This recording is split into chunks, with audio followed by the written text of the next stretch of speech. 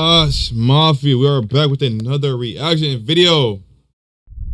Yes, Lord. Indeed, we are. But today we are reacting to the day Michael Jordan destroyed trash talking rookie Kevin Garnett. Two amazing players.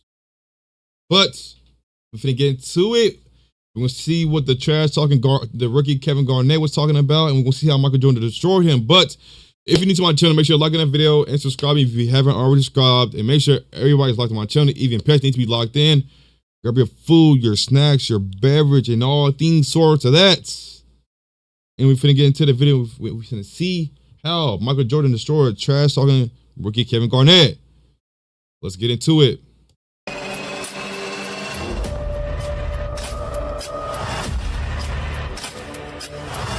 Dunk on everybody.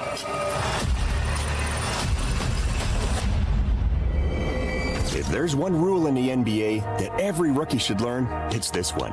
Don't poke the bear. Whatever you do, please, just don't trash talk Michael Jordan. February 27th, 1996. Kevin Garnett was 19 years old. All energy, all swagger. Isaiah Ryder was red hot, torching the Bulls for 20 points. The Timberwolves, within 6 points of the greatest team in basketball history after 3 quarters. And then, KG opened his mouth. He didn't whisper, he shouted. He hyped up Ryder with Jordan within earshot. Keep going at him, he can't guard you. And just like that, Michael Jordan took it personally. Kevin Garnett was about to learn the most important lesson of his career. In February 1996, the Chicago Bulls were no longer just a basketball team. That was in the past, because they were so good that they had transcended the sport. Everyone had heard of them, and with a record of 50 wins and 6 losses at that point in the season, fans knew they could set the best record in regular season history. Yeah. Of course, they did. Why? Michael Jordan had finally returned from baseball. Just a few months after his return, he was already leading the NBA in scoring. But he wasn't alone. At his side was not only the best version of Pippen, who, without MJ by his side, had become an absolute monster, but Dennis Rodman, the Bulls' brand new signing, was now also wearing red. But there was one night when none of that mattered, because basketball is a 5-on-5 sport, where any team can win if they score more points than their opponent. At the end of the day, it don't matter how good somebody is. I feel like you gotta have somebody. You gotta have at least maybe 1, 2 extra more people to be good with you to help out. Because like one person can. I feel like one person can't like carry a team, but they can carry them. But like you can't just like have no like help or like what is it? What I'm trying to say is basically you the main person, boom, carry him. Yes, a team can get carried by one person, but it's like you gotta have a little extra 1, maybe 2, 3 people to help out achieve greater than that one person already doing. You feel me? Enter the Minnesota Timberwolves, a young, hungry, bold team. A team that believed it had drafted a once-in-a-generation player in Kevin Garnett. Not only was he talented, but he was all bark and bounce. They wanted it all, even though at that point they were nothing. Although, sometimes it's better not to rush things, because when the atmosphere heated up in 90s basketball, the same team always won. Yeah, I'm talking about the Chicago Bulls. February 27, 1996, the Minnesota Timberwolves visited the United Center for a game that everyone predicted would be unwinnable. Their 16-38 record was laughable compared to Michael and company's 50-6. But the Wolves, and more importantly, their star Kevin Garnett, were more motivated than ever. The television broadcast showed the stats of Minnie's 2 young stars. Isaiah Ryder, better known as JR, was the perfect sidekick for a star like Garnett. And from the moment the referee threw the ball into the air, he wanted to prove it. However, MJ, as everyone expected, had other plans. He proved it with the first ball he touched in the game. Michael combined with Luke Longley on a give and go, and after cutting, he let out a scream that could be heard all the way to the rafters to get his teammates' attention. The result? An easy dunk for the best player in the world. Garnett, for his part, was trying to prove in Chicago that he was ready for the Bulls, but he ran into a wall named Michael Jordan, who swatted his shot to show KG that he was just a rookie. Even though he was already a veteran, MJ continued to progress in his game. Every day he got better, more lethal, and he was unstoppable from his beloved mid-range. If he got to his spot, there was nothing you could do. Facts. Contesting the shot was useless, but Garnett would soon prove his. That's like a Melo. Once Melo get in the mid-range area, it's straight butter cheese, green bean. Yes, Lord. The Melo, I feel like Melo game was like more in the mid-range. Like Melo, he a bucket for sure, but like I feel like his mid-range was like he's not missing that shit. You feel me? Talent on the other side of the court.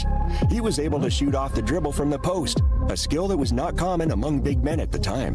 Now, the tension was palpable in the game. Jordan stole the ball in the Wolves' backcourt, and although the referees called traveling, he completely ignored them. It was like a message to a team that should not have had a chance that night. But Isaiah Rider, another young and talented scorer for the Timberwolves, was showing his stripes. Guarded by MJ, he went into attack mode that night. He always showed respect for the Bulls legend, but he also showed a desire to compete. Yeah. Michael would soon warm up as well. Right after that, he stole the ball from Rider and threw a perfect pass to Scottie Pippen, who got the and one. Moments later, Jordan found Dennis Rodman with another great pass after a defensive lapse, who ended up getting a layup. MJ was already setting up the entire Bulls offense. He knocked that bad boy in there. Still cooking. Off the dribble, already setting up the entire Bulls offense, but Rider was still cooking. Off the dribble, 2 defenders. I don't care. I'm gonna get that bucket. Nice. Not only that, but taking advantage of Jordan's rest, KG also wreaked havoc in the Bulls' paint with plays like this one.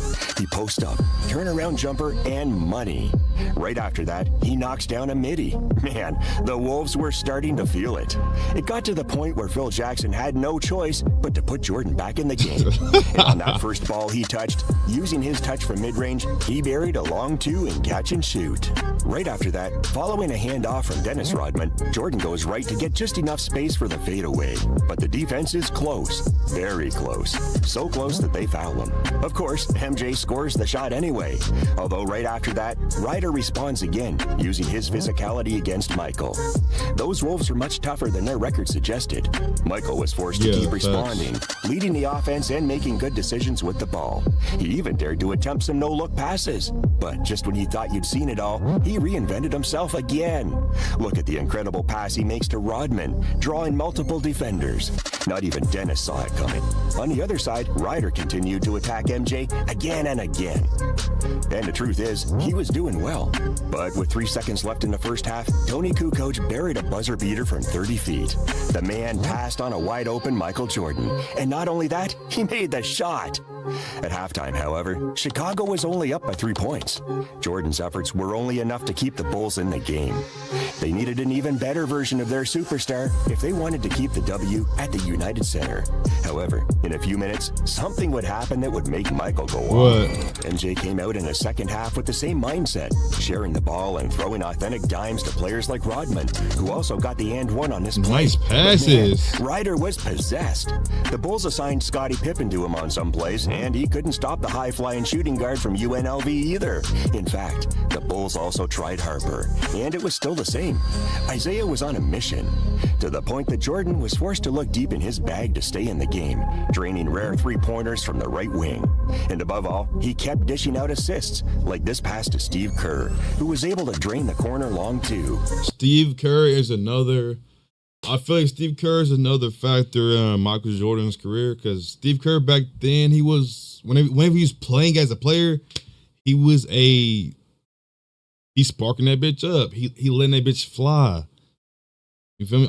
I feel like Steve Kerr, it's like second option. I feel like Steve Kerr, shooting wise, Steve Kerr was the main part. I feel like, because like, other than Michael Jordan, other than Michael Jordan and Steve Kerr, who's going to shoot a three on back then in Bulls? Y'all put it down below, but I don't think Scottie Pippen or Dennis Rodman going to shoot a three. I mean, they could have, but that's not what they were known for. You feel me? They were known for like defense type of shit and like hard hustle and all things of that. Y'all let me know, though. Y'all let me know. You feel me? With 1 minute left in the third quarter, Michael was able to return one to Rider with a precise fadeaway shot from 16 feet. Right after that, he knocked down yet another midi, this time from the right elbow. You could see he was starting to warm up, but 15 seconds later, Ryder would respond again with a bank layup from the low post.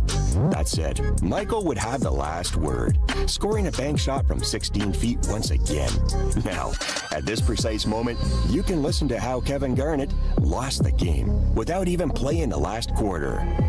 One of my favorite MJ story is, since this is out there, we in Chicago. You know, it's my rookie year, the second half of the year. You know how you're not caught on now, right? Now you got your little 1-2 moves, you getting them off right now. You got some confidence, right? So I'm in that. So I'm in the wave. I'm playing decent. I'm starting whatever. However, we get to Chicago. Ronnie was just in the bad crash. I haven't had no sleep, so I'm on a getting back to the go. I got about 70 people at the game, the hood in here. We all in here, right? Anyway, I'm playing, right? But JR is having a good game. Mm-hmm. You know, JR Mike. JR Ryder. Yeah, JR Ryder. Shout out to JR Ryder, right? Easy Ryder. I'm like, so as we come out the timeout, just I'm on, y'all. I can't even explain it. I was just like, keep killing that, yo, you killing that. Boning them, yo, straight up. You having a good game, Joe. Keep going. But it was on some like just fly by, like he was like, yeah, you too. So as I'm walking off, right here, Mike can hear me, but I don't really give a fuck. So I'm like, so I double back like, yeah, man, keep killing that nigga, yo. You killing them. So as I say that, I feel it. Hands on hips, legs locked. Then look, stared me for about 15 seconds. Now MJ on the back leg joint, you know, he's leaning on you. Like, is that right? I said, okay, yeah, huh? I can't even really describe the next like 6 to 7 minutes of play, y'all. In this next 6 to 7 minutes of play, y'all, we get two 10-second calls. You know, when you bring the ball up, you gotta get across half court. 2 10-second calls. We down 25 now. It was just at 2. Mike had 18. He had like 40 now. JR, myself, we ain't scored in like about 4 minutes. And I subbed like 3 of the starters. Like, it's just finally flipped. It got bad quick, y'all. I come to the joint, and they know this. When you come and you've been on the run, when you not got back on the floor, got back, had to rebound, and you feel like you on defense all the time, you come to the bench like this. So I was like, JR, man, my bad, dog. I'm sorry, man. I'm sorry. He was like, it's cool, man. I told you, just shut your ass up, man. You know. So you got in between the gate right there where you like, damn, and next thing you know, we over there like this.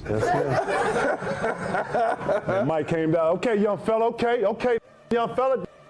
Y'all, damn, young fella. Never talk shit to Mike ever again in life. In a way, Garnett was right. Ryder was playing one of the best games of his life against Michael Jordan. But as soon as he heard that MJ had heard the rookie's comments, he knew his night was over. Isaiah already knew that. You didn't have to trash talk Jordan. You had to keep your distance and respect him. And KG had crossed a line that he should never have crossed. Michael started the last quarter attacking like a madman, like someone possessed by his ego. And on the first ball he touches, he already draws the foul to get to the free throw line. Moments later, he draws another foul on Kevin Garnett that sends him back to the line, where he scores another 2 points. His desire to shut Garnett up was so big that he was doing everything. Look at this play. He grabs the defensive rebound himself, then brings the ball up, then stops to swish a 3 from the top of the key. The Wolves have to call a time. Sparking that bad boy up. Out. Although, realistically, it wouldn't do much good, because Michael Jordan gets the ball and something incredible happens. He's been guarded by Kevin Garnett, something that made him even more determined to score. He drives and then proceeds to knock down a fadeaway right in his face. Moments later, he receives an entry pass from Scottie Pippen while prowling around the paint. Passing. What does he do next? He drains an absolute circus shot before the perplexed gaze of the Timberwolves' big men. Acrobat. It seemed like a show directed at one person. Now, that show was still going on. Jordan combines with Pippen on a give and go, only to return the ball with this ridiculous pass that finds Scottie at the top of the key. And with Michael's show in the last quarter, the game came to an end. Kevin Garnett would never trash talk Jordan again for the rest of his career. The Bulls were only leading by 6 points at the end of the third quarter. That's when the infamous trash talk between Kevin Garnett and Michael Jordan took place. At the end of the game, they were leading by 21. MJ had destroyed the rookie who crossed the line with 35 points. A lot of them came in the fourth quarter, but that, in the end, helped Kevin. Because in the NBA, there are some players that, yeah, you can mess with. You can even intimidate. But there are others you can't. You just can't. And Jordan is one of the latter. Michael and his Bulls went on to win the ring a few months later, laying the foundation for the second three-peat that Chicago would win in 2 years. Garnett, on the other hand, wouldn't play in the finals until 2008. He would be on another team, surrounded by other players, and most importantly, with Michael Jordan already retired. That night, the Bulls legend showed why the most important rule in the league made sense. He wasn't going to let a kid trash talk him and get away with it. With that game, Michael showed the new generation that they would still have to wait until he was gone. Because as long as Jordan was with the Bulls, no other team could win a ring. So, is this your favorite Michael Jordan trash talk story? Of the dozens that players have shared in interviews and podcasts, which one is your favorite? Drop your pick in the comments. We'd love to hear your story. If you live for legendary breakdowns, epic rivalries, and the moments that made basketball history, subscribe to First 5 Hoops and join a community of real basketball fans. And if you enjoyed this video, don't forget to like, subscribe, and hit the notification bell to stay updated with all our latest content. Thanks for watching, and we'll catch you in the next one. Josh Mafia, that is the end of the day Michael Jordan destroyed trash talking rookie Kevin Garnett. But look, you feel me?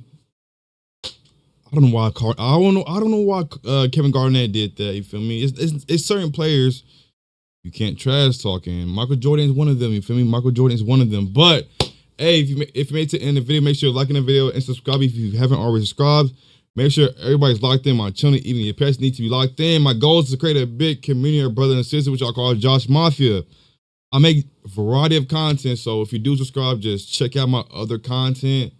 I have a lot of content on my channel, so if you don't mind, just check it out and just support me whenever I upload videos, you feel me? But I try my best to upload amazing quality things that you can watch.